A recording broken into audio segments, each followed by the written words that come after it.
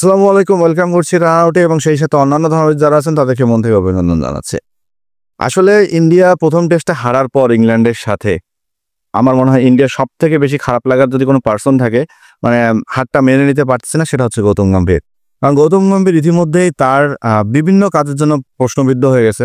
কারণ গৌতম গম্ভীর যখনই দায়িত্ব নিচ্ছে ইন্ডিয়ার, তখন থেকে আমার মনে হয় শনির্দশা ভর করছে ইন্ডিয়ান টিমের উপর, বিশেষ করে টেস্ট টিমের উপর। কারণ গৌতম গম্ভীর দায়িত্ব নেওয়ার পর 2024-25 মৌসুমের টেস্ট চ্যাম্পিয়নশিপের যে ফাইনাল খেলার একটা স্বপ্ন ছিল ইন্ডিয়ার, সেটা নষ্ট হয়ে যায়।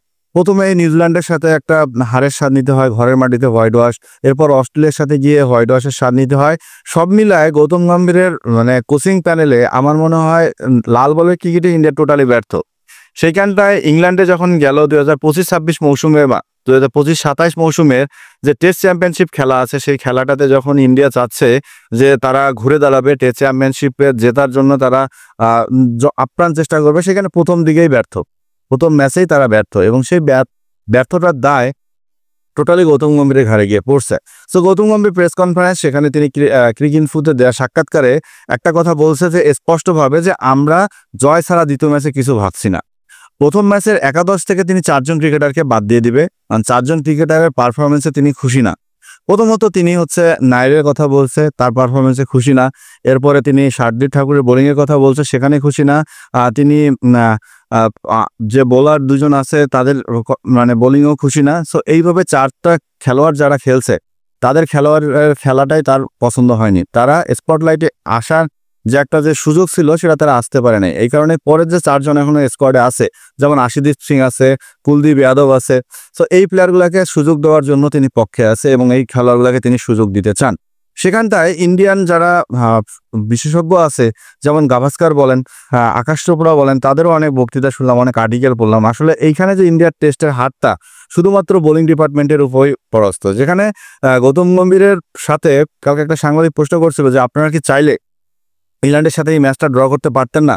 বোলিং ডিপার্টমেন্ট কি পারতো না একটু কম খরচে হওয়ার? বোলিং ডিপার্টমেন্ট তো 2 হাত উজাড় করে রান দিয়ে গেছে। তখন গৌতম গম্ভীর একটা প্রশ্ন তুলছে যে আমরা 2জন নতুন পেসার নিয়ে খেলছিলাম, যে কৃষ্ণা এবং ঠাকুরকে সুযোগ দিয়েছিলাম, কিন্তু তাদের কাছ থেকে আমরা আমাদের আশানুরূপ পারফরমেন্সটা না পেয়ে হতাশ। এবং সেই সাথে বুমরা বা সিরাজ এরা যে আসলে উইকেট শূন্য থাকবে এটা আমরা কখনো ভাবিনি।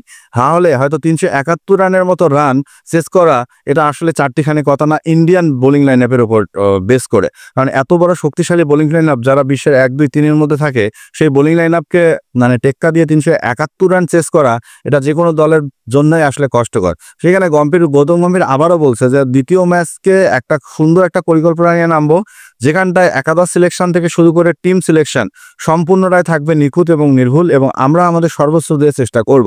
কারণ আমি ইতিমধ্যে একটা কথা জানি, বা গম্ভীরের খেলা থেকে শুরু করে এখন পর্যন্ত যতটুকু গম্ভীরকে চিনি, তিনি খুব কনফিডেন্স। হ্যাঁ, তার যখন অভিষেক হয় খেলায় এবং তিনি যখন ইন্ডিয়ান টিমের হয়ে খেলছিল, তিনি একটু কনফিডেন্টলি খেলে এবং কথা বলার সময় একটু কনফিডেন্টলি বলে। সো আজকের যে প্রেস কনফারেন্সটা আমি দেখলাম ক্রিকইনফোতে, তার যে কথাগুলো তিনি বললো, সেখানে আমার মনে হয় তিনি খুব কনফিডেন্সলি কথাগুলো বলছে এবং এই কথাগুলো আসলে ইন্ডিয়ার সাথে যায়। এবং সেখানে আরেকটা সাংবাদিক ছিল, তার নাম আমি জানি না, তিনি একটা প্রশ্ন করছিল গম্ভীরকে যে আমাদের কি অতিরিক্ত আত্মবিশ্বাসী কাল হয়ে দাঁড়াইছে?